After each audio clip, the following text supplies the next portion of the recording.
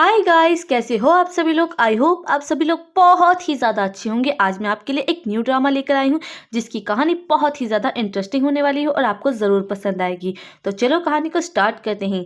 कहानी की शुरुआत होती है एक गांव में जिसमें एक बूढ़ा आदमी होता है जो अपनी जान लेने की कोशिश कर रहा होता है, जिसका नाम और कोई नहीं आरिज होता है। इस कहानी का ये मेन लीड होता है। उसका बेटा आकर कहता है कि पापा आप ऐसा नहीं कर सकते हैं। उसके बेटे का नाम एहान होता है। वो कहता है पापा आप ऐसा मत करिए, मत मरिए। अगर आप मर जाएंगे तो मेरा क्या होगा, आप प्लीज जिंदा रहिए। वह कहता है कि मैं भूख के मारे मर जाऊंगा, इससे अच्छा है कि मैं ऐसे ही मर जाऊं, मैं जी के करूंगा ही क्या। एहान कहता है कि पापा आप सेना में चले जाइए, वार कीजिए। पर उसका बेटा कहता है कि अगर आप वॉर में चले जाएंगे तो आपको एक अच्छी और खूबसूरत बीवी मिल जाएगी, आप उससे शादी कर लीजिएगा। जिस पर उसके पापा कहते हैं कि क्या। अब वहां पर एक सिस्टम ऑन हो जाता है और कहता है कि अच्छी और खूबसूरत लड़की से शादी करिए और उसका रिवॉर्ड पाए। जिस पर वो सोचता है कि इस बुढ़े आदमी के शरीर में मैं आ गया हूँ, मैं क्या करूँगा, मुझे बीवी भी मिलेगी तो कैसे मिलेगी, इस शरीर के साथ में मैं जी भी नहीं पाऊंगा, मैं तो बहुत जल्द मर जाऊंगा। और उसका बेटा भी रुका हुआ होता है और टाइम और सब कुछ पूरी तरीके से रुका हुआ होता है। वह कहता है कि ये बेवकूफ़ लड़का जो कि अपने ही पाप को मानना चाहता है कितना बुरा है। अब वो सिस्टम से कहता है कि सिस्टम प्लीज़ मुझे पहले से ही एक मौका दे दो ना, मैं ताकि एक अच्छी सी बीवी पा सकता हूँ। जिस पर सिस्टम उसे मौका दे देता है और सारी पावर आने लग जाती है, जिससे वह जल्दी से जल्दी अपने बेटे को रिलीज करता है और कहता है कि ठीक है चलो मैं शादी करने को तैयार हूँ। यहाँ दूसरी तरफ खूब सारी लड़कियां भी होती है। उसकी वाइफ यानी कि एहान की वाइफ वहीं पर होती है जो कि आरिस की बहू होती है। उसका नाम माया होता है। वह कहती है कि तुम अपने पापा को लेकर आए हो कि नहीं आए हो, अगर तुम अपने पापा को नहीं लेकर आए हो तो उनकी जगह तुम्हें फौज में जाना पड़ेगा। वहीं पर सेनापति भी गार्ड होता है। वो कहता है कि अगर तुम्हारे पापा नहीं आए तो उनकी जगह तुम्हें जाना पड़ेगा लड़ने के लिए। जिस पर वो कहता है कि नहीं नहीं मैं लेकर आया हूँ। अब आरिस वहां पर आता है तो आकर देखता है कि चार बहुत ही ज्यादा खूबसूरत लड़कियां वहां पर बैठी हुई होती है, जिसमें से पहली वाली का नाम जोया होता है, तो दूसरी वाले का नाम लियाना, तीसरी वाले का नाम नायला और चौथी वाले का नाम स्वीटी होता है। चारों ही बहुत खूबसूरत होती है। अब उसका दोस्त आकर कहता है कि अरे क्या कर रहे हो तुम इतने बुढ़े हो चुके हो, इतने बुढ़ापे में लड़कियां चूज करोगे, जल्दी से हट जाओ यहाँ से। जिस पर आरिस कहता है कि अरे तुम हटो यहाँ से, मुझे लड़कियां चूज करने दो। और वह कहता है कि चलो जल्दी से इनमें से एक बीवी चूज करो। जिस पर आरिस देखता है और सोचता है कि इतनी सारी खूबसूरत लड़कियां, कौन ही बेवकूफ होगा जो इन जैसी खूबसूरत लड़कियों को जाने देगा, कोई गधाई होगा, ये तो एक्ट्रेस से भी ज्यादा खूबसूरत है। अब आरिस कहता है कि मैं इन चारों को चूज करता हूँ। जिस पर वह सारी लड़कियां डर जाती है और कहने लग जाती है कि मैं अच्छी नहीं हूँ, तुम दूसरी वाली को चूज कर लो। दूसरी वाली कहती है कि नहीं नहीं मैं बीमार हूँ, किसी और को चूज कर लो। और सोचती है कि अरे ये तो 80 साल का बुढ़ा है, भला इससे कौन ही शादी करना चाहेगा, इसके साथ रहेंगे तो हम भूखे ही मर जाएंगे, ये हमें ना ही चूज करे तो अच्छा रहेगा। बाकी सब कहते हैं कि इतनी खूबसूरत और इतनी सारी लड़कियां लेके क्या करोगे, वैसे भी ये सारी पतली दुबली है, ये सब तुम्हारे किसी काम आने तो वाली है नहीं, पतली दुबली है, कुछ नहीं कर पाएगी। तुम्हें तो अच्छी और मोटी ताजी एक आध कोई चूज करना चाहिए, इतनी सारी चूज करोगे तो इनका खाना कपड़ा इन सब का खर्चा कैसे उठाओगे। सभी मना करने लग जाते हैं। जिस पर आरिस कहता है कि बकवास बंद करो। एहान कहता है कि पापा आप तो रहने ही दो, आपकी जगह तो मैं ही चूज कर लेता हूँ। और उन सारी लड़कियों को देखता है और देख कर कहता है कि मैं दूसरी वाली को चूज कर रहा हूँ, मुझे तो यही ठीक लग रही है, क्यों ना मैं तुम्हारे लिए इसी को चूज कर लेता हूँ। और उठ करके कहता है कि मेरे बाप के मरने के बाद मैं तुझे अपनी मिस्ट्रेस बना लूंगा। और उसे जैसे ही पकड़ने वाला होता है आरिस अब अपने बेटे को डंडे से मारता है और कहता है कि भला किसी बेटे ने अपने बाप के लिए कोई लड़की चूज की है, चल हट यहाँ से, मैं अपने लिए खुद ही चूज करूंगा। और चारों को ही कहता है कि मैं इन चारों को ही चूज करूंगा, भले ही तुम्हें मानना हो या ना मानना हो। अगर तुम लोगों ने मेरी बात नहीं मानी तो मैं जंग पे नहीं जाऊंगा और ना ही लड़ूंगा। जिस पर बाकी सब कहते हैं कि ठीक है। वहां का सैनिक कहता है कि अच्छा अच्छा चूज कर लो, चारों को ही चूज कर लो, लेकिन याद रखना वॉर में अगर तुम हार गए या मर गए तो तुम्हारी जिम्मेदारी होगी। ठीक है, जितना हो सके मजे कर लो।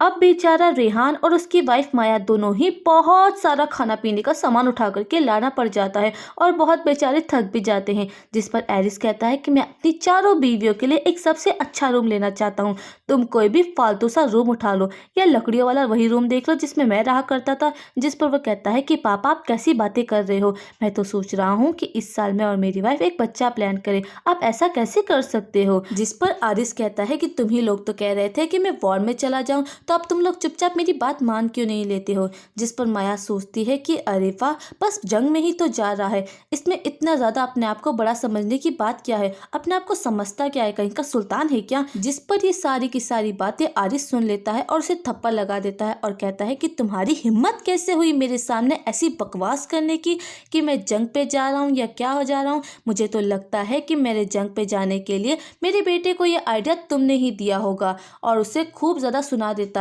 जिस पर वो कुछ कहने ही वाली होती है और गुस्सा होती है तो उसका हस्बैंड उसे रोक लेता है और कहता है कि जल्दी जंग स्टार्ट होने वाली है, मेरे पापा चले जाएंगे और कभी वापस नहीं आएंगे, और उसे मना करके वहाँ से लेकर चला जाता है। अब वो सारी की सारी लड़कियां अपना इंट्रोडक्शन देने लग जाती है, जिसमें वो सेकेंड वाली कहती है कि मेरा नाम लियाना है और मैं बहुत ही अच्छी ट्विटर हूँ और एक अच्छे खानदान में पढ़ाया करती थी। जिस पर उसके बारे में सिस्टम आकर बताता है कि ये इस पूरे शहर की सबसे अच्छी होनहार लड़की है, इससे ज़्यादा अच्छी लड़की कोई हो ही नहीं सकती है। जिस पर वो सोचता है कि अरे वाह, मुझे तो सोना हाथ लग गया है। अब इसके बाद में स्वीटी का नंबर आ जाता है, वो 4th नंबर होती है और कहती है कि मैं मेडिसिन के बारे में बहुत कुछ जानती हूँ। जिस पर वो सोचता है कि अरे वाह, कितनी जानकार लड़की है। और उसकी 2 और बहनें भी होती है जिसका नाम जोया और नायला होता है, वह दोनों भी उसकी छोटी बहन ही होती है। जिस पर वह कहते हैं कि ये दोनों मेरी अच्छी बहन है, लेकिन जोया तो उसकी बिल्कुल भी तरफ देखती नहीं है और ध्यान नहीं देती है। बाकी सब झुककर कहती है कि आप जो भी कहेंगे हम वो लोग बातें मान लेंगे। वो लोग कहती है कि आपने हमारी जान बचाई है, हमारी परवाह की है, आप ही थे जिन्होंने हमारी परवाह करके हमें लेकर आए, वरना वहाँ शहर में तो हमें कोई अंदर भी नहीं आने देता था, ना ही कोई परवाह करता था। आप ही हो जिन्होंने हमें बचाया है, हम सब आपका शुक्रिया अदा करते हैं। और सब शुक्रिया अदा करने लग जाती है, लेकिन जोया है जो वहाँ पर खड़ी रहती है, उसकी बहन कहने लग जाती है कि अरे नीचे आकर बैठ जाओ। जिस पर वो भी बैठ जाती है और कहती है कि आपने जो भी कहा है मैं वो सारी बातें मान लूंगी, लेकिन गुस्से में ही रहती है। जिस पर वो कहता है कि अरे अरे, मैं तुम लोगों के साथ कोई जबरदस्ती नहीं करने वाला हूँ, बल्कि हम लोग तो प्यार मोहब्बत और इज्जत से साथ में रहेंगे। जिसे सुनने के बाद वो सभी लोग बहुत खुश हो जाती है और खुशी से कहती है कि अच्छा ऐसी बात है क्या।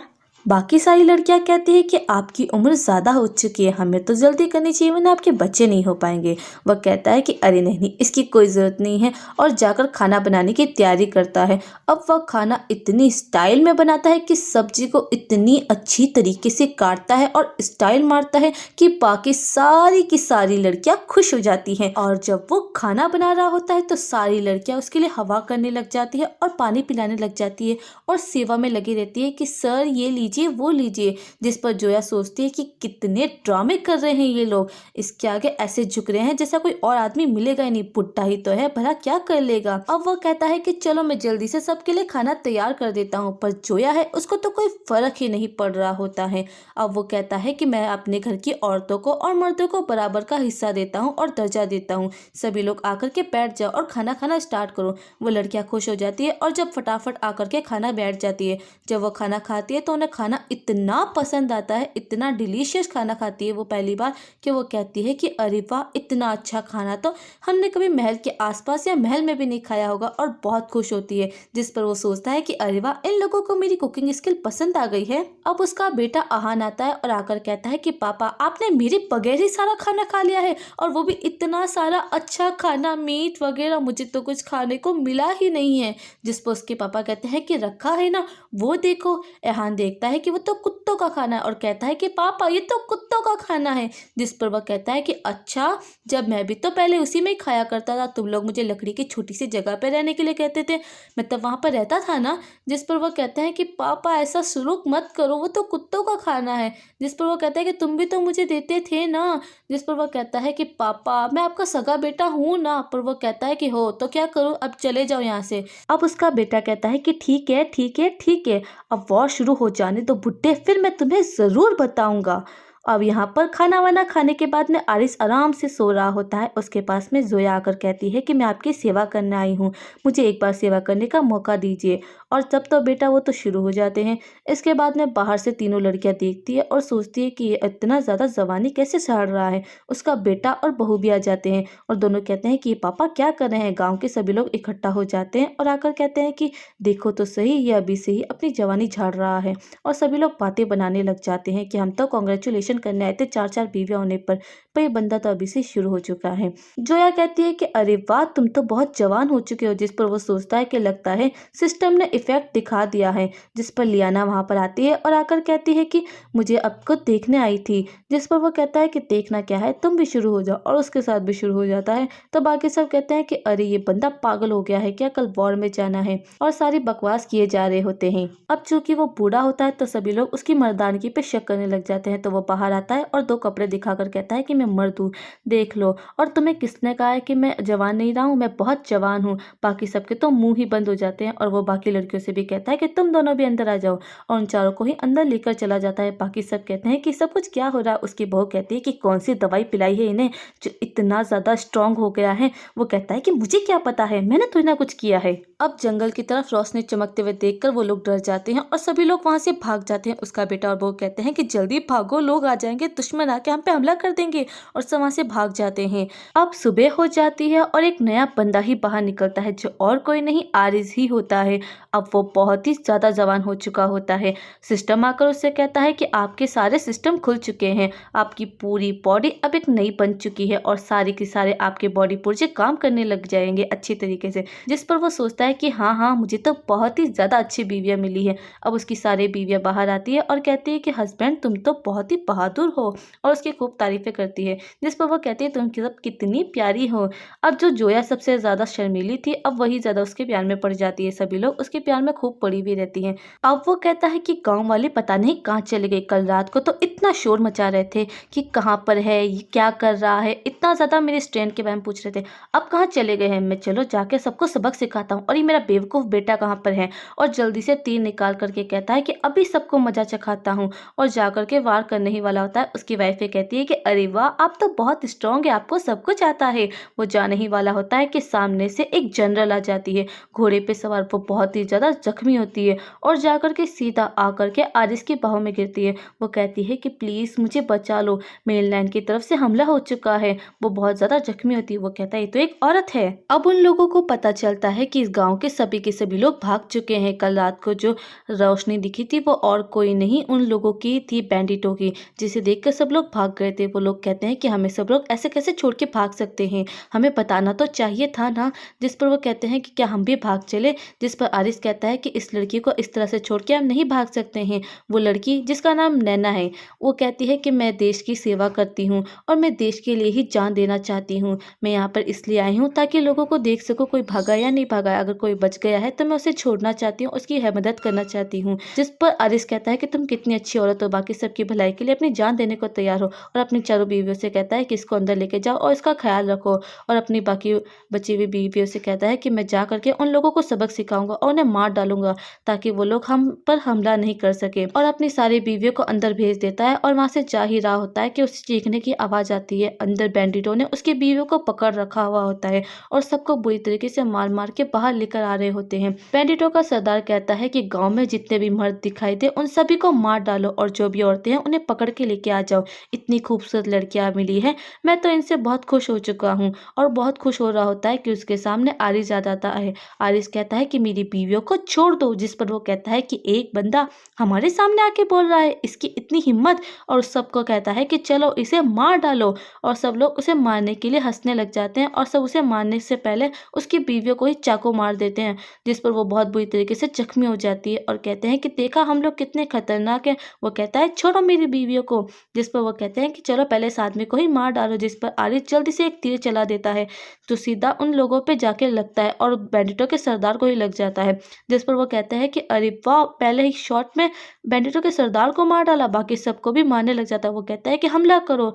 जब सभी लोग आने लग जाते हैं तो वो तीर ही तीर चलाने लग जाता है कि सभी लोग मारे जाते हैं। जब उसके पास तीर खत्म हो जाते हैं तो लोगों को लगता है कि अब तो हार ही जाएगा, लेकिन वो अपना धनुष ही उसके अंदर घुसा देता है और बचे हुए आदमी को चाकू से मार डालता है। सबको मारने के बाद में वो कहता है कि देखो मैं जीत चुका हूँ। सभी लोग बहुत खुश होते हैं कि देखा इसने सबको मार डाला है। अब सब लोग उसे गले लगाने लग जाती है और रोते हुए कहती है कि तुम आ गए, अगर तुम नहीं आते तो हमारा क्या होता। यहाँ दूसरी तरफ गांव के सभी लोग भाग रहे होते हैं। उसका बेटा एहान और माया दोनों भी भाग रहे होते हैं और समझ नहीं आ रहा होता है कि कहाँ जाए। और सभी लोग परेशान हो रहे होते हैं कि चारों तरफ बैंडिट ही बैंडिट है, अब हम कहाँ पर जाए। और सभी लोग हार मान लेते हैं कि हम सरेंडर करते हैं, हम सरेंडर करते हैं। पर जब आरिस के घर की तरफ देखते हैं तो वहाँ पर सारे बैंडिट मरे हुए पड़े होते हैं। वो जल्दी से आकर देखते हैं कि इनको किसने मारा है। जब देखते हैं कि ये सब तो आरिस ने किया है तो वो कहते हैं कि क्या ये सब कुछ तुमने किया है। उसका बेटा एहान पूछता है कि पापा ये सब कुछ आपने किया है क्या। वो कहता है कि हाँ, मैंने इन सबको मार डाला है, अब ये लोग हमला नहीं करेंगे। सभी लोग बहुत खुश होते हैं, लेकिन उसकी बहू माया कहती है कि तो क्या हो गया, थोड़े से लोगों को ही तो मारा है, थोड़े से बैंडिटों को मार के इतना क्या उछल रहा है। जिस पर आरिस को बहुत गुस्सा आता है और उसे एक थप्पड़ लगा देता है और कहता है कि अपना मुंह बंद रखो। उसका बेटा कुछ कहने वाला होता है तो उसे भी चुप करा देता है और कहता है कि तुम्हारी जैसी लड़की कितनी गंदी है ना, एक तो मैंने यहाँ पे इतने सारे बैंडिटों को मारा, चारों तरफ बैंडिट ही बैंडिट है, और तुम फिर भी ऐसी बकवास बातें कर रही हो। और उसे खूब सुना देता है, जिस पर वो बेचारी रोने जैसे हो जाती है। अब गांव के सभी लोग पूछते हैं कि तुम्हारे पास कोई आइडिया है क्या। जिस पर वो कहता है कि हाँ, मेरे पास आइडिया है। हमारे पास में एक जनरल है जो कि यहाँ पर आई है, वो जख्मी है, मैं उसके कपड़े पहन करके उन लोगों को भटका दूंगा और अपने साथ में यहाँ से दूर लेके चला जाऊंगा, जिससे गाँव वाले सुरक्षित हो जाएंगे और मैं उन सबको मार डालूंगा। जिस पर गाँव वाले बहुत खुश हो जाते हैं। वो कहता है कि ठीक है, मैं अभी से ही प्लान जारी कर देता हूँ। अब वो अंदर जाता है और अंदर जा करके जनरल नैना के स्वॉर्ड्स वगैरह सारे शील्ड उतारने लग जाता है। वो कहती है क्या कर रहे हो। वो कहता है मुझे इसकी ज़रूरत है, ये करूँगा तो काम हो जाएगा। जिस पर वहाँ पर उसकी दूसरी वाइफ आ जाती है और वो कहती है कि आप क्या कर रहे हैं, और बताती है कि बाहर लोग बहुत ज़्यादा परेशान हो गए और बैंडिट बहुत ज़्यादा हमला कर रहे हैं और बहुत ज़्यादा परेशानी खड़े कर रहे हैं।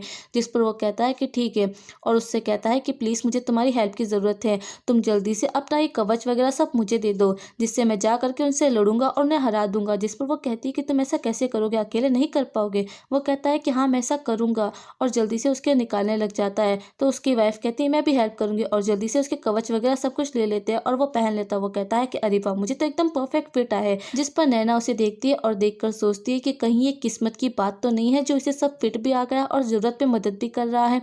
और अपना शील्ड निकाल करके देती है और कहती है कि ये एक खास तरह की मॉल है जिसे तुम इस्तेमाल कर सकते हो। जब तुम महल की तरफ पढ़ोगे तो वहाँ पर ये दिखा दोगे तो तुम्हें कोई भी रोकेगा नहीं, सबको लगेगा तुम मेरी जगह पर आए हो, और तो और तुम अपना काम आसानी से कर पाओगे। जिस पर वो कहता है कि थैंक यू सो मच, और ये कहकर वो वहाँ से चला जाता है। अब एपिसोड 2 की स्टार्टिंग में जब वह बाहर आता है तो बहुत ही ज़्यादा हैंडसम लग रहा होता है।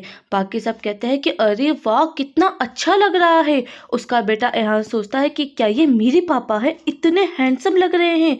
जिस पर बाकी सब भी कहते रहते हैं ओ वाह, हैंडसम है, हैंडसम है। उसकी फर्स्ट वाइफ जोया आकर कहती है कि आप इतने हैंडसम लग रहे हैं ना, कितने क्यूट लग रहे हैं, आप इतने प्यारे लग रहे हैं, और खुश होने लग जाती है। वो कहता है कि तुम दरवाज़ा वगैरह बंद कर लेना और सबको अंदर बैठा देना, किसी को भी बाहर मत आने देना, और खूब सारी चेतावनी दे करके अपने बेटे से पूछता है कि जल्दी बताओ सफ़ेद घोड़ा कहाँ पर है। वो बताता है कि सफ़ेद घोड़ा तो मर चुका है। वो हैरान हो जाता है। उसके पास खड़ा बंदा कहता है कि क्यों ना तुम गधा इस्तेमाल कर लो। तो वहाँ जो बूढ़ा आदमी खड़ा था वो उसे लात मार कर कहता है कि अबे तो चुप कर और भाग यहाँ से, और उसे मारकर भगा देता है। माया उन सभी से कहने लग जाती है कि हमारी जिंदगी की बागडोर एक बुड्ढे के हाथ में दे रखी है। जिस पर आरिस कहता है कि तुम तो अपना मुंह बंद रखो, वरना जुबान खींच लूंगा और चमड़ी उधेड़ दूंगा। अब वो जनरल भी वहाँ पर आ जाती है और उससे सेकंड लेडी यानी कि मिस लियाना लेकर आती है। वो पूछती है कि तुम अभी तक गए नहीं हो क्या। वह कहता है कि हाँ हाँ जा रहा हूँ। उसके ऊपर सिस्टम आ जाता है कि इसे भी अपने प्यार में पागल करो और बेड पर लेकर जाओ। जिस पर वो सोचता है कि अरे टाइम नहीं है, और जल्दी से उसे पकड़ करके रूम में लेके जाता है और अपनी सेकंड वाइफ से कहता है कि प्लीज तुम थोड़ी देर के लिए बाहर जा सकती हो क्या। वह जल्दी से बाहर चली जाती है। अब वह नैना से कहता है कि नैना, मैं तुम्हारी हेल्प चाहता हूँ, क्या तुम मेरी हेल्प कर सकती हो, तुम इस देश के लिए क्या कर सकती हो। जिस पर वह कहती है कि मैं देश के लिए कुछ भी कर सकती हूँ, जान भी दे सकती हूँ, चाहे कुछ भी कर सकती हूँ। जिस पर वह कहता है कि प्लीज मेरा साथ दे दो, मेरी बीवी बन जाओ। वह कहती है कि क्या। जिस पर वह कहता है कि हाँ, अगर तुम ऐसा करोगे तो मैं सभी बैंडिटों को हरा सकता हूँ। जिस पर वह कहती है कि अच्छा, पर ऐसा कैसे हो सकता है। आरिस कहता है कि समझाने का वक्त नहीं है, तुम बस हाँ कह दो ना। जिस पर वह हाँ कह देती है तो वह जल्दी से उसे बेड पर लेके चला जाता है। बड़ा ही अजीब सा सिस्टम है और बहुत अजीब तरीके से पावर दे रहा है, लेकिन इसमें आरिस के ही मजे हैं। अब वह बड़ा खुश होकर के बाहर आता है। बाकी सब पूछते हैं इतना खुश क्यों हो रहे हो? वह कहता है कुछ नहीं। अब वह जल्दी से कहता है कि हमें जाना होगा, तैयारी कर लो। बाकी सब पूछते हैं तुम्हारे पास क्या प्लान है? जिस पर वह कुछ नहीं कहता है। तो अब उसकी वाइफ लियाना उससे पूछती है कि तुम्हारे पास कोई प्लान है या नहीं है? जिस पर वह बताता है कि हम बिना घोड़े के ही वहां पर जाएंगे। बाकी सब कहते हैं कि बिना घोड़े के कैसे जाओगे और कैसे लड़ोगे? वो कहता है कि मैं लड़ लूंगा। बाकी सब बिना घोड़े के हम सब जाके उन्हें हरा भी देंगे। वह कहता है कि मेरे पास प्लान है लेकिन मैं बता नहीं सकता हूँ, ये एक सीक्रेट प्लान है। जिस पर बाकी सब कहते हैं कि अगर तुम इतने अच्छे से कह रहे हो तो मानना ही पड़ेगा। वह कहता है कि ठीक है। जिस पर लियाना कहती है कि नैना की तबीयत तो बिल्कुल भी ठीक नहीं है, हमें उसकी तबीयत का भी ध्यान रखना होगा। जिस पर आरिस जल्दी से सिस्टम से कहता है और तबीयत ठीक करने वाली गोली मंगवा देता है जिससे पेन रिलीफ हो सके। और वो जल्दी से जल्दी लियाना को दे देता है और कहता है कि जाकर इसे नैना को दे देना, उसकी तबीयत ठीक हो जाएगी। जिस पर वह कहती है कि तुम जंग पे जा रहे हो, उसकी जरूरत तुम्हें होगी। वो कहता है कि तुम चिंता मत करो, मेरे पास बहुत सारी है। और उस पर लाइन मारने लग जाता है और कहता है कि ठीक है अब आप सब चलते हैं, और वहां से जाने की तैयारी कर लेता है। ये बंदा कभी भी नहीं सुधरेगा। अब वो जब जंगल में बैठा हुआ होता है और इंतजार कर रहा होता है तो दूसरी तरफ से कुछ लोग आ रहे होते हैं, जिसमें एक बंदा घोड़े पर सवार हुआ होता है और दूसरा वाला साथ में चल रहा होता है और बहुत सारी सेना भी होती है। उन्हीं लोगों के साथ में एक एडवाइजर भी होता है जो कि दुश्मन की सेना की तरफ होता है। वो बताता है कि जनरल यहाँ के सामने वाले ही गाँव में कहीं आई है, मैंने सुना है, और अभी अभी रुकी भी है। वो कहता है कि अगर ऐसी बात है तो जल्दी चलो। जिस पर वो कहता है कि ठीक है, गाँव की तरफ हम चलकर जरूर हमला कर देना चाहिए, वैसे भी तुम हमारे यहाँ के एडवाइजर हो, तुम जो कहोगे वही होगा।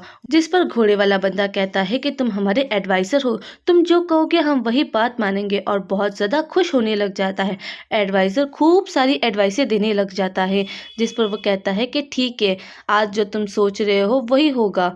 पर दूसरी तरफ आरिस बैठा हुआ होता है और कहता है कि गलत बात है, तुम्हारे रास्ते में मैं आ चुका हूँ और तब कुछ भी नहीं हो सकता है। और वो जल्दी से एक तीर चला देता है जो सीधा एडवाइजर के ऊपर जा करके लगता है। एडवाइजर तो तीर लगते ही ढेर हो जाता है। जिस पर घोड़े वाला बंदा कहता है कि कौन है जिसने इसे मार डाला है इतनी आसानी से? ये हमारे यहाँ का एडवाइजर, इसे किसने मार दिया है? जिस पर आरिस उन लोगों के सामने आ जाता है और कहता है कि लो मैं आ चुका हूँ। जिस पर वो घोड़े वाला बंदा कहता है कि तुम्हारी हिम्मत कैसे हुई सामने आने की, तुम अकेले हो, बच नहीं पाओगे। जिस पर आरिस कहता है कि पहले पकड़ के तो दिखाओ, और भागने लग जाता है। वो लोग उसके पीछे पीछे भागते हैं। आरिस तो बहुत ही तेज सुपर रफ्तार की तरफ से भाग रहा होता है। वो लोग चाह कर भी उसे पकड़ नहीं पाते हैं। वो लोग कहते हैं कि सर आप तो घोड़े पे बैठे हुए हो फिर भी नहीं पकड़ पा रहे हो, और वो ऐसे ही भाग रहा है। जिस पर वो कहता है कि क्या करे, जल्दी से उसे पकड़ो। जिस पर आरिस भागते भागते सोचता है कि लगता है कुछ ज्यादा ही दूर आ चुका हूँ, और कहता है कि अरे जल्दी से पकड़ो ना। वह कहते हैं कि अभी पकड़ लेंगे, और उसे पकड़ने ही जा रहे होते हैं पर पकड़ नहीं पाते हैं। अब उसे पकड़ने के लिए वो लोग हॉर्न बजा देते हैं। यहाँ दूसरी तरफ सारी की सारी लड़कियां सोच रही होती है कि हमारे हस्बैंड कैसे होंगे। लियाना कहती है कि ना जाने मेरे प्यारे हस्बैंड कैसे होंगे ना इस समय। जिस पर साउंड सुनाई देता है और सब कहते हैं कि आवाज़ कैसी है।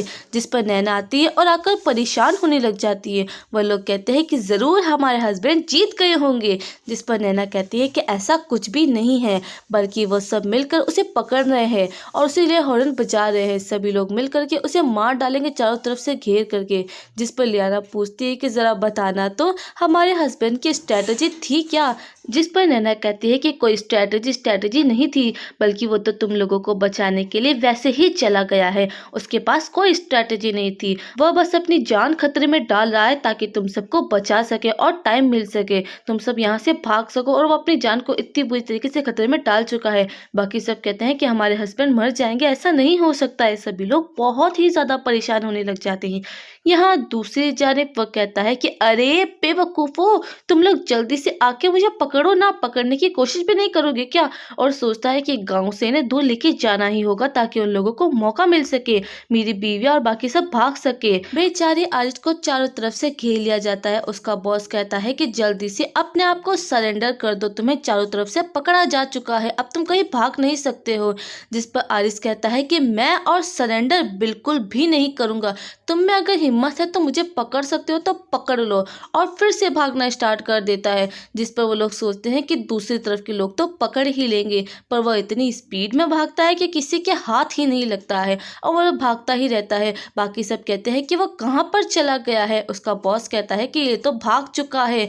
बॉस कहता है कि 3000 लोग होते हुए भी एक बंदा नहीं पकड़ा गया है तुम लोगों से। अब एक न्यू कैरेक्टर की एंट्री होती है जिसका नाम होता है चालबाज इंसान। वो बहुत ही ज्यादा चालबाज होता है और यहाँ का कमांडर होता है। वह पूछता है कि जरा बताओ तो जनरल नेहा कहाँ पर है और कैसी है। वो असिस्टेंट बताता है कि मुझे नहीं पता है, ऐसा लग रहा है कि वो किसी पास वाले ही गांव में है जहां पर वो बहुत ज़्यादा जख्मी है। मुझे तो लगता है कि वो बच नहीं पाएंगे क्योंकि उसके आसपास में 3000 बैंडेड छुपे हुए हैं और उन्हें मारने की कोशिश कर रहे हैं। जिस पर वो सोचता है कि अगर 3000 लोग मारना चाहते हैं तो अच्छा ही है। वो वैसे भी राजा की चहेती है, अगर मर जाएगी तो बहुत सही रहेगा और उसकी जगह मैं जनरल बन जाऊंगा। लेकिन अगर वापस आ गई और हार भी गई ना तो राजा उसे कुछ भी नहीं कहेंगे, इसलिए उसका तो मरना जरूरी है ही है। और कहता है कि ठीक है। वो अंदर जाकर के उस आदमी से पूछता है कि हमारे पास कितने सारे सिपाही है। जिस पर वो आदमी कहता है कि हमारे पास 300 सिपाही है। जिस पर वो बताता है कि हमारे दुश्मन के पास में 3000 सिपाही है, हम उन्हें लेकर के चलते हैं और उन्हें बचाते हैं। जिस पर वो दूसरा वाला बंदा कहता है कि एक इंसान को बचाने के लिए इतने सारे लोगों को बर्बाद क्यों करे, उससे अच्छा है कि उस एक इंसान को ही मार दिया जाना चाहिए। जिस पर वो आदमी बहुत ही ज्यादा खुश होता है और कमांडर कहता है कि अरे वाह, तुम्हारी ये बात मुझे बहुत ही ज़्यादा पसंद आई है, आज से तुम मेरे खास बंदे रहोगे। जिस पर वो बंदा बहुत खुश हो जाता है और वो कहता है कि हाँ हाँ। और अब वो कमांडर कहता है कि मुझे तुम्हारे जैसे लोगों की ही तो ज़रूरत है और सोचता है कि मैं तुम्हें नेहा वापस आने नहीं दूंगा। अब उसके पास में एक गार्ड आकर कहता है कि सर वो 3000 आदमियों से अकेले ही चकमा देती फिर रही है और वहां पर हॉर्न भी बज रहा है। जिस पर वह कहता है कि अरे 3000 लोगों को अकेले चकमा कैसे दे सकती है। दूसरा गार्ड आकर कहता है कि सर हमारे शहर के बाहर बहुत सारे रेफ्यूजीज आकर खड़े हो गए हैं और सीन दिखा रहे हैं और कह रहे हैं कि उन्हें अंदर आने दिया जाए। उसके साथ में नैना भी है। जिस पर वह कहता है कि वो लड़की एक टाइम पे 2 जगह पे कैसे हो सकती है और जाओ और जाकर किसी को भी कहो अंदर मत आने दे। अब शहर के बाहर बहुत सारे लोग खड़े हुए होते हैं। उसी गांव के सभी लोग कहते हैं कि हमें अंदर ले लो अंदर ले लो, पर वो अंदर वही आदमी गेट पर खड़ा हुआ होता है जिसने आरिस को 4 बीवियां दिलवाई थी। जिस पर वो कहता है कि मैं तुम सबको अंदर नहीं ले सकता हूँ, मैं तुम सब रेफ्यूजीज हो, मैं तुम सबको अंदर नहीं ले सकता हूँ क्योंकि मुझे इसकी इजाज़त नहीं है। वो कहते हैं कि हम कल ही तो मिले थे ना, पर वो आदमी कहता है कि तुम लोग कौन हो, मैं तुम लोगों को नहीं जानता हूँ। और वहाँ पर माया और उसका हस्बैंड भी होता है क्योंकि माया उसकी बहन होती है। तो वह कहता है कि तुम दोनों अंदर आ सकते हो और दोनों को अंदर ले लेता है। नैना कहती है कि मैं यहाँ की जनरल हूँ, तुम सबको अंदर ले लो। जिस पर वो आदमी कहता है कि मैं तुम्हें अंदर नहीं लूंगा, तुम्हारे पास क्या सबूत है कि तुम जनरल हो। वह कहती है कि मैं ही हूँ। जिस पर वह कहता है कि जनरल के पास में कवच होता है, शील्ड होती है और व्हाइट घोड़ा भी होता है, तुम्हारे पास क्या सबूत है। जिस पर वो सोचती है कि हाँ मेरे पास तो कुछ भी नहीं है और परेशान होने लग जाती है। बाकी सब कहती है कि बेकार में ही हमारे हस्बैंड ने अपनी जान खतरे में डाल दी है, बेकार में ही इतना सब कुछ किया।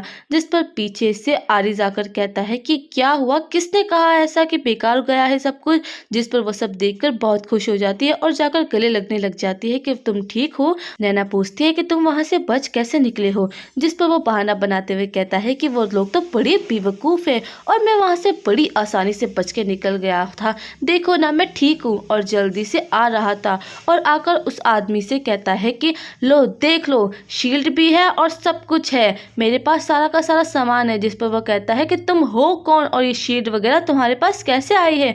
आरिस कहता है कि मैं यहाँ का जनरल हूँ। जिस पर वो आदमी कहता है कि ऐसा नहीं हो सकता है, वो तो एक औरत है। आरिस कहता है कि अगर तुम्हें पता है कि वो एक औरत है तो बाकी सबको अंदर क्यों नहीं ले लेते हो। जिस पर वो आदमी कहता है कि मैं नहीं लूंगा और उससे पूछता है कि तुम हो कौन। आरिस बताता है कि वही बुढ़ा जिसको तुमने 4 वाइफ दी थी, जिसे जानकर वो हैरान हो जाता है और कहता है कि अरे बुढ़े आदमी तुम्हारी हिम्मत कैसे हुई, और लोगों को सबको ऑर्डर देने लग जाता है कि इनको अंदर मत लेना। आरिस को तो इतना ज़्यादा गुस्सा आता है कि वह जल्दी से दीवार पे छलांग लगा देता है और महल की इतनी ऊंची दीवार पर जाकर ऊपर पहुंच जाता है और कहता है कि लो मैं आ चुका हूँ। जिस पर वो आदमी देख करके डर जाता है कि तुमने महल की इतनी ऊंची दीवार कैसे पार कर ली है। वह कहता है कि बकवास बंद करो और जल्दी से जल्दी मुझे अंदर ले लो। पर वो नहीं सुनता है तो आरिस उसका गला ही काट देता है और उस आदमी को वहीं मार डालता है और जल्दी से सबको सील दिखा करके कहता है कि मेरी बात मानो। बाकी सब डर जाते हैं और उसके आगे झुक जाते हैं। वो कहता है कि जल्दी से दरवाज़ा खोल दिया जाए। उसके लिए दरवाज़ा खोल भी दिया जाता है, जिस पर वो उड़ते हुए वापस नीचे आ जाता है। नैना सोचती है कि पक्का ये जनरल बनने के लायक है। अब वह जल्दी से नीचे आ जाता है और आकर सबको कहता है कि कैसा लगा है, जिस पर सब कहते हैं कि अरे वाह, उन लोगों ने तुम्हारी बातें कैसे मान ली है। नैना कहती है कि दरवाज़ा उन लोगों ने कैसे खोल दिया। वो कहता है कि बस मैंने तुम्हारी सील दिखाई और उन्होंने दरवाज़ा खोल दिया है। जिस पर वो कहती है कि ऐसे करोगे तो राजा तुम्हें पक्का पसंद कर लेंगे। अब नैना कहती है कि अब जल्दी से मुझे मेरा कवच वगैरह सब वापस कर दो, शील्ड वगैरह। जिस पर वो कहता है कि मैं दे दूंगा, आप खुश हो जाइए। और खुश होने लग जाता है। इस बंदे को देखकर पता नहीं क्यों सारी की सारी लड़कियां फिदा होने लग जाती है। ये कैसा ड्रामा है यार। अब वो लोग अंदर चले जाते हैं। अंदर आने के बाद में वही चालबाज कमांडर कहता है कि मैडम आप आ गई है, आप नहीं आती तो मुझे ये लोग मार डालते। जिस पर जनरल कहती है कि ये ड्रामा करना बंद भी कर दो तुम। जिस पर वह कहता है कि नहीं मैडम, इन लोगों ने मुझे बांध करके रखा हुआ था। जनरल कहती है कि तुम मेरे बाद में सबसे ज़्यादा पावरफुल इंसान हो और इन लोगों ने तुम्हें बांध दिया था। जिस पर वह कहता है कि हाँ हाँ मैडम, यहाँ के सैनिक बहुत अजीब हो गए हैं, कोई बात ही नहीं सुनता है। सभी लोग हमारे खिलाफ जा चुके हैं और मुझे बांध दिया है। अगर आप 1 मिनट भी देर करती ना तो मैं नहीं बच पाता। आपके आदेश से ही सब कुछ ठीक हो सकता है। और अच्छा खासा ड्रामा करने लग जाता है। अब चूंकि आरिस बहुत ही ज़्यादा होशियार होता है तो कहता है कि अच्छा, तुम ये कहना चाहती हो कि तुम्हारे खिलाफ सब हो गए थे और तुम्हें मारना चाहते थे।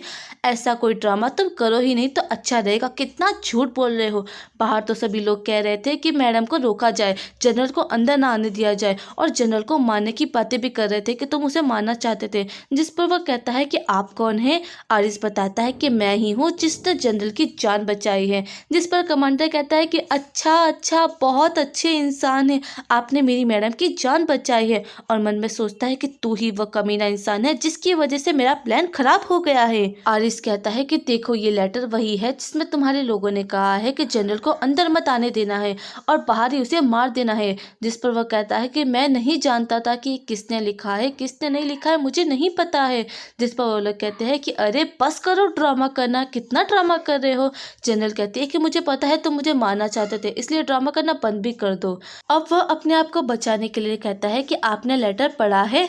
जिस पर जनरल कहती है कि मेरे पास टाइम नहीं था, मैंने नहीं पढ़ा है। वो कहता है कि एक बार पढ़ के तो देखिए, आपको पता चल जाएगा। अब वो लोग जल्दी से लेटर खोल करके देखते हैं। उसके अंदर तो कुछ और ही लिखा हुआ होता है, जिस पर उसकी गलती साबित हो ही नहीं पाती है। आरिस तो समझ जाता है कि ये बंदा बहुत ही ज़्यादा चालाक इंसान है और कहते हैं कि हमने बाहर खड़े हुए तुम्हारे सारे आदमियों को मार डाला है।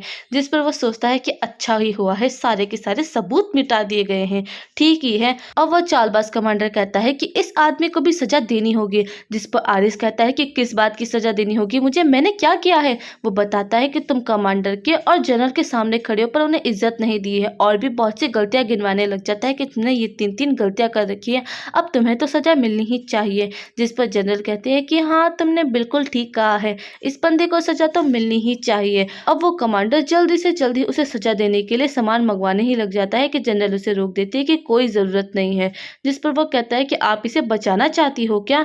अब भीड़ का वो मोटा आदमी हथियार लेकर निकलता है और कहता है कि मैं यहाँ से सबसे ज़्यादा ताकतवर इंसान हूँ और यहाँ पर हमेशा से मेरी ही हुकूमत चलती आई है।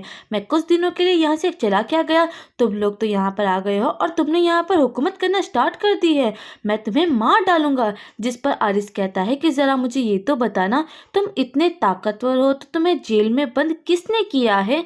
जिस पर वह कहता है कि उस नैना की बच्ची ने, वो बहुत ही ज़्यादा बुरी औरत है, उसने मुझे जंग के दौरान पर हरा दिया था और मुझे अंदर डाल दिया था, इसलिए मैं उसे मार डालूंगा। जिस पर आरिस कहता है कि मेरी बीवी को मारेगा, तुझे तो मैं नहीं छोड़ने वाला हूँ। जिस पर मिस टीना कहती है कि मत जाओ, ये बहुत ज़्यादा ताकतवर है, यहाँ पर 4 सबसे ताकतवर इंसान है, वो साथ मिलकर भी उसे नहीं मार पाए।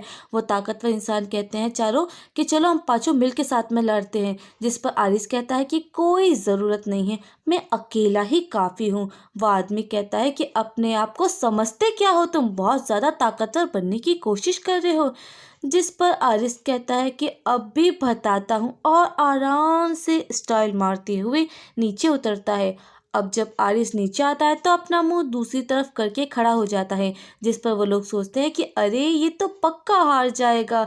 वो बंदा कहता है कि तेरी इतनी हिम्मत, मेरे सामने पीछे मुंह करके खड़ा है, और उसके ऊपर तलवार चलाने ही वाला होता है कि बाकी सब हैरान हो जाते हैं कि क्या वह नहीं बचेगा, और बहुत डरने लग जाते हैं। पर आरिस कहता है कि इतनी कम स्पीड के साथ तुम मेरे साथ मुकाबला करोगे, और जल्दी से आगे आ जाता है और पता चलता है कि उसने तो उसकी तलवार काट भी दी है और ऊपर से उस बंदे को घायल भी कर चुका है।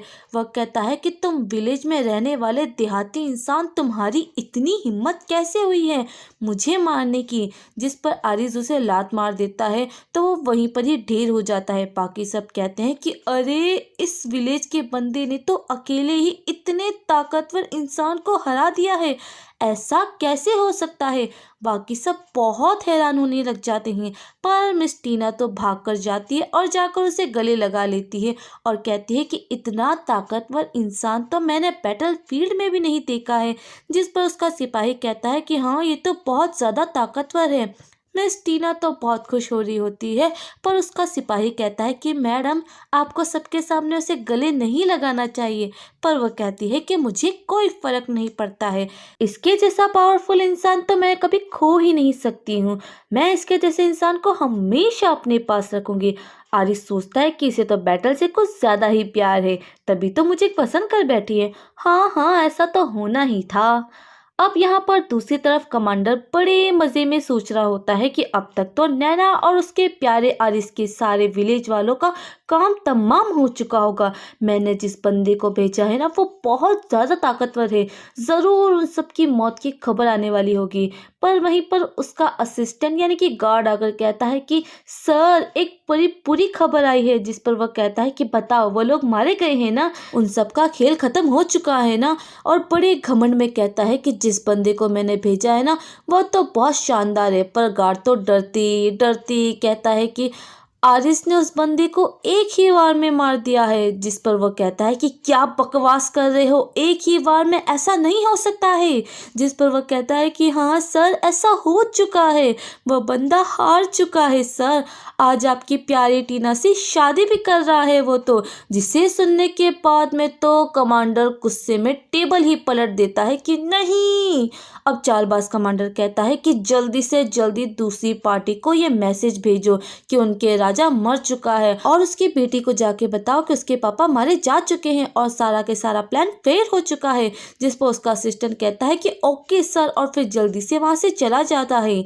यहाँ दूसरी तरफ हमें एक न्यू कैरेक्टर का सीन दिखाया जाता है जिसका नाम बेबो होता है। वह कहती है कि हम जल्दी से जल्दी सारा काम कर लेंगे और इन सभी लोगों पर हुकूमत करेंगे। जिसको उसका एक सिपाही आता है और आकर कहता है कि मैडम आपके लिए एक लेटर लेकर आया हूँ। जिस पर वह कहती है कि अच्छा।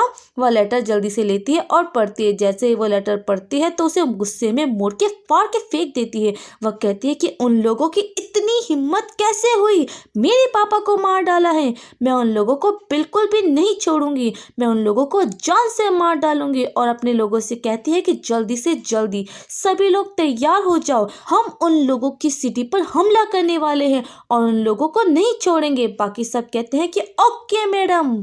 आरिस की सारी बीवियां तो यहाँ पर बहुत खुश होती है और बुनाई सिलाई का काम कर रही होती है और आरिस के लिए बहुत खुश हो रही होती है। पर आरिस पीछे से आता है और अपने साथ एक लड़की भी लेकर आता है और उसे अपने पीछे छुपा के रखता है।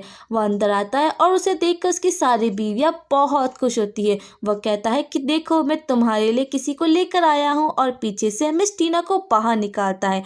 उसे देखकर बाकी सब कहती है कि ये कौन है। जिस पर वो बताता है कि ये मेरी न्यू वाइफ है।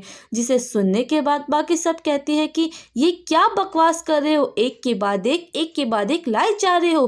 पिछली बार जनरल लेकर आए थे वो तो ठीक था, लेकिन इस बार दूसरी लड़की लेकर आ गए हो। जनरल तक तो अब तक ठीक था, पर दूसरी लड़की क्यों लेकर आए हो। जिस पर जनरल भी वहां पर आ जाती है और आकर कहती है कि तुम मेरी फ्रेंड को लेकर आ गए हो, ये तो तुमने बहुत ही अच्छा काम किया है। जिस पर आरिस कहता है कि अरे ये तो बताओ मैडम कि मैं इसे क्यों लेकर आया आया हूँ, सारी कहानी तो बताओ। पर वह कहती है कि मुझे क्या पता, तुम तो इसे लेकर आए हो, शादी करने के लिए लाए हो ना। जिस पर जोया नाराज होकर कहती है कि मैं प्रेग्नेंट हूँ और तुम किसी और लड़की को लेकर आ गए हो। जिस पर आरिस हैरान होते हुए कहता है कि तुम्हें कैसे पता चला कि तुम प्रेग्नेंट हो। वह कहती है कि अगर तुम मुझे संभल के रहो कहोगे तो मुझे कैसे पता नहीं चलेगा कि मैं प्रेग्नेंट हूँ। भला मुझे नहीं पता चलेगा तो किसे पता चलेगा। बाकी सब भी कहती है कि चलो ना, अब कोई भी बात नहीं, जाने भी दो, लेकर आ गया तो आ गया, इसे भी अपना लेते हैं ना। जिस पर आरिस मासूम बनते हुए कहता है कि हाँ, ये बहुत ही ज़्यादा अच्छे खानदान की लड़की है। तुम्हें पता है ये बहुत सारे हथियार बनाना जानती है, बहुत सारे काम करना जानती है, अच्छे से अच्छे हथियार बनाएगी और अच्छे से अच्छा सामान बनाएगी, जिससे मैं लड़ाई करने में मुझे बहुत हेल्प होगी। तुम्हें पता है अगर मैं लड़ाई जीत जाऊंगा इसकी हेल्प से तो तुम्हारी फैमिली के और सबके नाम क्लियर कर पाऊंगा और तुम्हारी हेल्प करूंगा और तुमको बहुत ही ज़्यादा इज्जत दूंगा, सारी दुनिया के सामने तुम्हारा सर ऊपर करूंगा। जिस पर मिस टीना भी कहती है कि मैं बहुत ही माहिर हूँ। जिसे सुनने के बाद तो सब खुश हो जाती है और कहती है कि ठीक है, फ्यूचर का बाद में देखेंगे, पहले आज का देख लेते हैं, आज तो मैं ही तुम्हारे साथ रहूंगी। अब अगले दिन जब आरिस उठता है तो उसकी हालत बहुत ही ज़्यादा ख़राब हो चुकी होती है, क्योंकि नई लड़की बहुत ही ज़्यादा तेज़ निकलती है। जिस पर बेचारे आरिस का तो बैंड ही बच जाता है।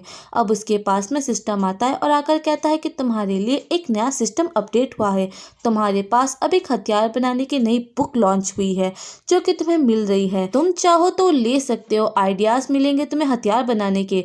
जिस पर वह कहता है कि ठीक है, जल्दी से मेरे हाथ में दे दो। बुक जल्दी से उसके हाथ में आ जाती है। अब जल्दी से मिस टीना आकर कहती है कि क्या हुआ है हनी। जिस पर वह कहता है कि यहाँ पर देखो, तुम्हारे लिए एक नई बुक लाया हूँ जिससे तुम जल्दी से जल्दी बहुत सारे हथियार बना सकती हो। जिसे देखकर वो बहुत ही ज़्यादा खुश हो जाती है और कहती है कि जिस पर मिस टीना कहती है कि इसमें तो खास तरह के हथियार है और ये हर किसी बुक में नहीं मिलते हैं, और ये बुक तो खो गई थी ना, पता नहीं तुम्हें कैसे मिल गई है। जिस पर वह कहता है कि मुझे तो हर चीज़ मिल ही जाती है। आरिस कहता है कि क्या तुम मेरे लिए इसे बना सकती हो। जिस पर मिस टीना कहती है कि नेकी और पूछ पूछ, तुम मेरी काबिलियत पे शक कर रहे हो क्या, मैं तो इसे बना ही दूंगी। और उसके चिपकने लग जाती है। लाइफ हो तो इसके जैसी। अब इसके बाद में सारी की सारी वाइफ उसका ख्याल रखती है, खिलाती है, पिलाती है। उसकी चारों की चारों बीवियाँ उसके पास आकर कहती है कि हम चारों एक साथ प्रेग्नेंट है। जिसे सुनने के बाद तो आरिस हैरान हो जाता है कि चारों के चारों प्रेग्नेंट हो, मतलब 4 बच्चे हैं और तो और पॉइंट भी मिलेंगे। मस्ती हुई खत्म, चलो जंग की तरफ। चालबाज कमांडर जनरल और आरिस से कहता है कि अब हमें वॉर करनी होगी। हमारे सामने वाली पार्टी के पास में 10,000 लोग हैं, लेकिन हमारे पास सिर्फ 300 सिपाही है। जिस पर वो कहते हैं इतने कम लोग। जिस पर कमांडर कहता है कि हाँ, हमें इन्हीं लोगों के साथ में लड़ाई करनी होगी। आरिस कहता है कि तुम विलेजर्स को इसमें शामिल क्यों नहीं कर लेते हो।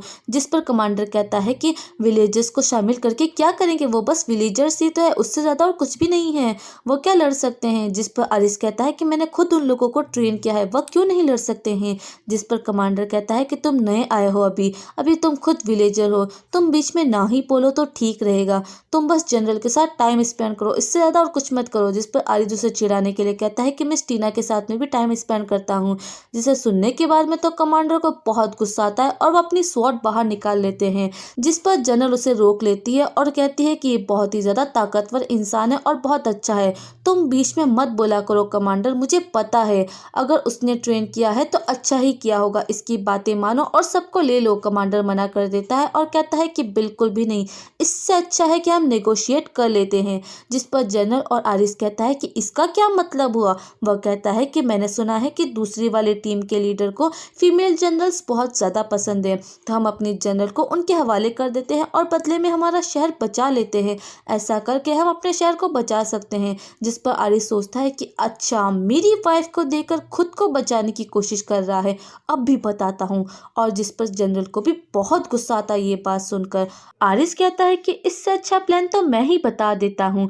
जिस पर जनरल कहती है कि हाँ हाँ बताओ ना आरिस, जल्दी बताओ, तुम क्यों चुप हो। जिस पर वो बताता है कि एनेम्पटी सिटी रन प्लान जारी करेंगे। जिस पर कमांडर को और जनरल को दोनों को ही कुछ समझ नहीं आता है। जिस पर कमांडर कहता है कि अपनी बकवास बंद करो, ऐसा कभी कुछ होता ही नहीं है, ऐसा आज तक होते हुए तुमने कभी देखा है। जिस पर आरिस सोचता है कि मैं तो नए जमाने का बंदा हूँ, मुझे तो सब कुछ पता है इन सब लोगों के बारे में, और मुझे पता है क्या होगा क्या नहीं होगा, क्योंकि मैं सब कुछ जानता हूँ और मैं ये भी जानता हूँ कि मेरा ये प्लान सक्सेस होगा। और कहता है कि ये प्लान जरूर सक्सेस होगा। वह कहता है कि अगर हम दूसरे दल की रानी को यहाँ पर बुलाएंगे और सभी जगह खाली कर देंगे और फिर उसके बाद में हलचल मचा देंगे तो वो हमारे लोगों को देख करके डर जाएगी और फिर प्लान हम आगे बना पाएंगे और उस तरह से करके हम हमला करके जीत जाएंगे। जिस पर जनरल कहती है कि प्लान मुझे थोड़ा बहुत समझ में आ रहा और अच्छा भी लग रहा है, जिस पर वो पसंद कर लेती है। पर कमांडर कहता है कि मुझे प्लान बिल्कुल भी पसंद नहीं आया है, हमने ऐसी कोशिश नहीं की है, हम ऐसा नहीं करेंगे, और साफ मना कर देता है कि मैं बिल्कुल भी नहीं मानूंगा, मैं तो नेगोशिएट करना चाहता हूँ। जिस पर आरिस कहता है कि मैं नेगोशिएट नहीं करने दूंगा। जनरल कहती है कि इतना भी मुश्किल प्लान नहीं है, हम लोग 3 दिन यहाँ पर रुकेंगे, कमांडर और मैं यहाँ पर सबको रोक के रखेंगे और तुम पीछे से आरिस अपना प्लान शुरू कर देना। जिस पर कमांडर कह देता है कि तुम लोग इसी तरह से प्लान बनाओगे तो मैं साथ में काम नहीं करूंगा, और अगर अपनी ही मर्जी चलानी है तो मुझे भूल जाओ, मैं अपने लोगों को लेकर के यहाँ से चला जाऊंगा। और जनरल कहती है कि तुम हमें बीच रास्ते में छोड़ के जाना चाहते हो, तुम चाहते हो कि सब बात बिगड़ जाए, और खूब गुस्सा करती है और अपनी तलवार निकाल करके उसके ऊपर रख देती है और कहती है कि तुम बकवास करने की कोशिश मत करना, तुम हमें छोड़कर जाने की कोशिश कर रहे हो, मुझे तो लगता है कि तुम्हारा कोई गलत इरादा है। जनरल इशारा करती है तो सभी लोग मिल करके उसे पकड़ लेते हैं और कहते हैं कि अभी इसी वक्त, और वो कहती है कि अभी इसी वक्त इसे अंदर बांध दो। आरिस कहता है कि रुको, मैं इसे बांध देता हूँ, और जल्दी से उसे कस के बांध देता है और अपने गार्ड से कहता है कि जब तक प्लान पूरा ना हो जाए और वॉर खत्म नहीं हो जाए इस बंदे को बाहर मत निकालना। अब दूसरी तरफ मिस बेबो का सीन दिखाया जाता है जो कि घोड़े में बैठ करके आ रही होती है। उसका असिस्टेंट कहता है कि मैडम आप जल्दी से कोई प्लान बना लो, बिना स्ट्रैटेजी के कुछ भी मत कीजिए, पर वो सुनती नहीं है और वहां से चली जाती है। जिस पर वो सोचता है कि पता नहीं ये औरत सुनती क्यों नहीं है। यहाँ दूसरी तरफ आरिस तैयार हो रहा होता है, उसकी वाइफ टीना आकर कहती है कि मैंने आपके लिए ये सारा सामान बनाया तो है जंग में लड़ने के लिए, पर मुझे डर है कि आपको कहीं कुछ हो ना जाए।